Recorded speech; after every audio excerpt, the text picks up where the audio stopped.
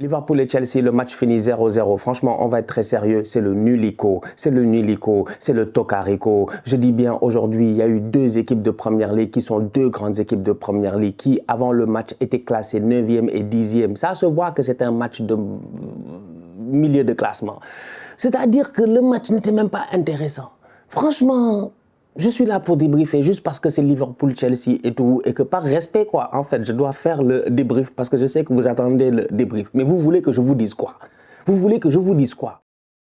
Salam, salam outsider, le débrief commence maintenant. Liverpool-Chelsea, le match a fini 0-0. On vous l'avait dit cette semaine, j'ai eu l'occasion de vous le rappeler, ce sera le nulico, c'était le tocarico. Ces deux équipes qui en ce moment en championnat ne se gèrent pas, c'est le 9e contre le 10e. En toute honnêteté, qui aurait cru dans ses rêves les plus fous qu'on te dirait qu'on serait arrivé en janvier à la moitié de la saison presque et que Liverpool allait jouer Chelsea et que ça allait être un match de milieu de tableau. Deux équipes qui ne se gèrent pas depuis le début de la saison. Aujourd'hui, tu regardes le spectacle et le spectacle a été amorphe.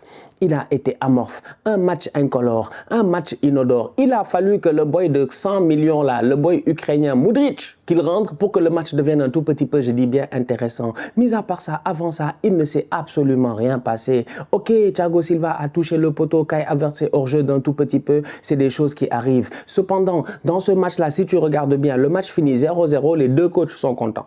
Les deux coachs sont contents. Les gars n'ont pas encaissé de but. Chelsea, depuis le début de l'année 2023, ils galèrent à avoir des clean sheets. Ils en ont eu un la dernière fois. Ils en enchaînent un deuxième d'affilée. Liverpool, à part en FA Cup, ils n'ont pas de clean sheet. Enfin, en Première Ligue, depuis le début de l'année, ils récupèrent un clean sheet. Donc, ce qui veut dire que dans ce match-là, finalement, le 0-0, c'est le meilleur score possible qui pouvait arriver aux deux équipes.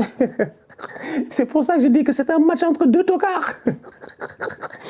C'est un match nul négatif. C'est un match nul négatif. Si on pouvait leur donner -1, on allait leur donner. Malheureusement, c'est pas possible. Franchement, Jürgen Klopp et Graham Potter, je ne m'attendais pas à ce qu'on en soit là, à parler comme ça, à parler de leurs équipes comme ça. Klopp a tout tenté. Franchement, Klopp a essayé. Aujourd'hui, Klopp joue à Anfield. Quand tu vois le match de Liverpool à Anfield, tu es traumatisé. Yo, c'est Liverpool, quoi. C'est-à-dire, je suis venu faire le débrief par respect. Mais la vérité, c'est que j'avais pas envie de faire de débrief, quoi. Parce que tu n'as rien à raconter. Tu es à Anfield. You will never walk alone. Le stade où Trent Alexander-Arnold, je dis bien, a fait un corner extraordinairement travaillé avec Divock Origi. Le stade qui traumatise pas mal d'équipes. Le stade des remontadas, franchement. Anfield, aujourd'hui, Anfield, quand tu rentres là-bas, c'est du n'importe quoi. Ça fait même plus peur. Franchement. Les gars viennent à Anfield, ils jouent leur match. Tu regardes, c'est 0-0, mais tu peux te dire que Chelsea a mieux joué que Liverpool. Chez eux, c'est grave. Liverpool, la dernière fois, Brighton, cataclysme total, performance de tocard. Klopp change tout. Klopp change énormément de choses. Il fait des choix qui sont difficiles.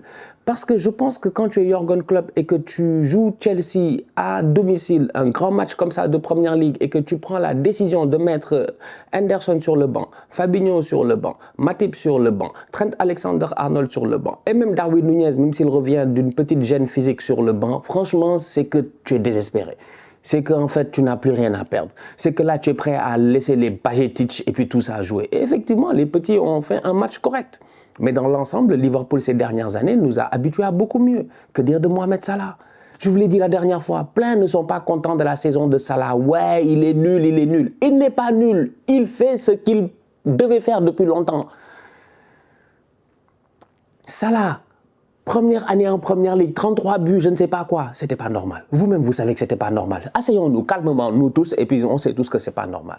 Salah ne devait pas, je dis bien, performer comme cela. Mais il l'a fait. Il a été exceptionnel. Il a été sensationnel. Il nous a bluffés. On est d'accord.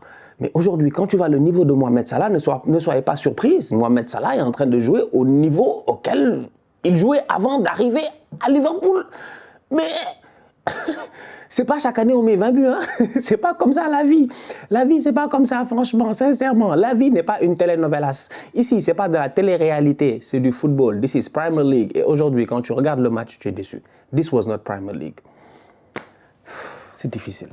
Vraiment, c'est difficile. C'est Liverpool contre Chelsea, quoi. Tu t'attends à un match, mais ça dit des contre-attaques, des... Il s'est rien passé. Désolé, hein, franchement, désolé. En fait, le niveau du débrief est à la hauteur du niveau du match. Non, ils sont trop nuls. Franchement, en plus avec le décalage horaire, je me suis réveillé très tôt. Mais tu te réveilles à quoi, 7 heures du matin. 7 heures du matin, un samedi tranquille, franchement. J'aurais pu dormir tranquille jusqu'à 8 heures au moins, avoir 1 heure de sommeil de plus. Tu te réveilles à 7 heures du matin pour voir ça. Ça m'a rappelé Pologne-Mexique de la Coupe du Monde, où on se réveille à 4 heures du matin pour voir des tocards jouer au football et finir 0-0. Bref, Liverpool-Chelsea, ça a changé.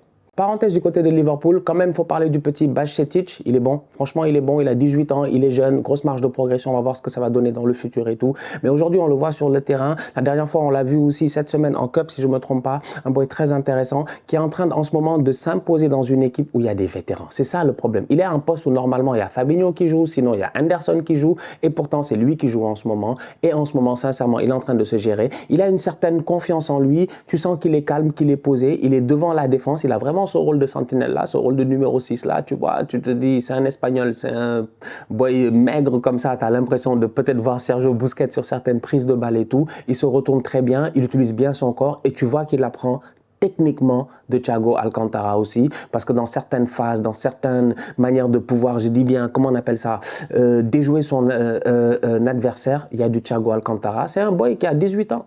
Marge de progression énorme, on va voir ce que ça va donner, mais ça rentre dans la lignée de ce que Klopp a dit cette semaine. À un moment donné, oui, il y a des sentiments, oui, il y a certains joueurs qui l'apprécient, oui, c'est vrai qu'il est parti à la guerre avec Henderson, Firmino, machin, tout ça, il a tout gagné avec eux, mais de temps en temps, il faut du changement, et aujourd'hui, ces jeunes-là, c'est eux le changement, c'est eux demain. Donc, pour le moment, on va voir, on sait que c'est une saison quand même de transition pour ces deux équipes-là, Liverpool et Chelsea. Les 6 prochains mois sont très importants parce qu'il y a des joueurs qui vont devoir se battre pour rester.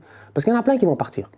À Liverpool et à Chelsea, cet été, il y aura un nettoyage. Surtout à Chelsea, eux, il y aura un gros nettoyage parce qu'eux, ils ont trop de gars, je dis bien aujourd'hui. Ils ont près de 29 joueurs qui doivent jouer, c'est énorme. 29 ou 30 joueurs, l'effectif est juste énorme et c'est pas des petits joueurs en plus. Et là, il y en a, c'est pas des enfants non plus, tu vois. Donc, il y a un nettoyage qui devra être fait dans ces deux effectifs-là. Mais on va voir ce que ça va donner. Mais pour le moment, franchement, le petit Bajcetic, 18 ans, petit espagnol, j'ai hâte de voir, mais Bajcetic, Pedri, Gavi... c'est peut-être le futur de l'Espagne. Au niveau de Chelsea, ils ont dépensé énormément d'argent. Ça, je pense que je ne vais pas rentrer dans les débats parce que sinon, les fans de Chelsea vont se fâcher. Ils vont me dire, tu es un fan d'Arsenal, donc tu es de mauvaise foi. Donc, du coup, je ne vais plus discuter avec vous. Vous m'avez fatigué avec vos calculs financiers, machin. Arsenal n'a mis que je ne sais pas quoi. Chelsea a mis que 5 millions. Je m'en fous. Ce n'est pas mon problème. Moi, ce qui m'intéresse à la fin de la journée, chacun fait ce qu'il veut, franchement. Vous êtes libre, faites ce que vous voulez. Mais ce qui m'intéresse, c'est que, bon, entre nous, le boy Modric, là, il est pertinent. C'est un bandit. Il est pertinent. Franchement, il est pertinent. Il rentre sur le terrain, il est dangereux et ça, c'est vu. Le boy, aujourd'hui, dès qu'il rentre, c'est lui le plus pertinent. Il doit claquer un but. Il peut claquer un but. Malheureusement, tu sens qu'il n'est peut-être pas encore chaud, pas encore sharp, mais je sens que c'est quelqu'un qui va apporter énormément. Il va très vite. On a eu l'occasion de le voir aujourd'hui. Et c'est quand il rentre que le match change un tout petit peu. C'est quand il rentre que le match devient intéressant. Lui, comment il s'appelle excusez-moi. J'ai pas envie de gâter le nom de l'enfant, c'est pour cela. Non, parce que sinon, j'allais gâter le nom de l'enfant et ça, c'est pas bien. Comment il s'appelle, le petit qui est rentré Chukwuemeka. Ça fait 2-3 matchs que je le vois jouer, il est très chaud. Chukwuemeka, il est très chaud, lui aussi. Ziyech, il est là à donner des bons ballons au cordeau, dangereusement là-bas, au deuxième poteau. Il est excellent, son pied gauche, on le connaît. Aujourd'hui même, Modric, à un moment donné, il aurait pu peut-être claquer une volée directement et laisser de la contrôler. Donc, il y a eu quelques petits points positifs. Badiashile, défensivement, il a été très bon, franchement, même si offensivement, de l'autre côté, c'était pas très fort. Donc, tu regardais, t'es comme, ok, Thiago Silva, 38 ans, toujours le meilleur joueur de l'effectif, il y a un problème. Je vous ai dit qu'à Chelsea, tant que Thiago Silva reste le meilleur joueur de l'équipe, il y a un souci. Mais tu te dis, ok, au niveau de Chelsea, ils ont beaucoup recruté. Et puis là, ça se voit quand même que face à Liverpool, à Anfield, ils n'ont pas peur. Ils sont entreprenants en deuxième mi-temps. Modric ramène quelque chose, c'est intéressant. Défensivement, ça va. Tu regardes, tu te dis, ok. On va voir. Au niveau de Liverpool, tu regardes les boys qui rentrent et tu te dis, c'est compliqué là encore une fois. Gakpo, il est sur le terrain, il y a des questions à se poser. C'est un bon joueur. Franchement, c'est un bon joueur. Au PSV, il jouait sur le côté.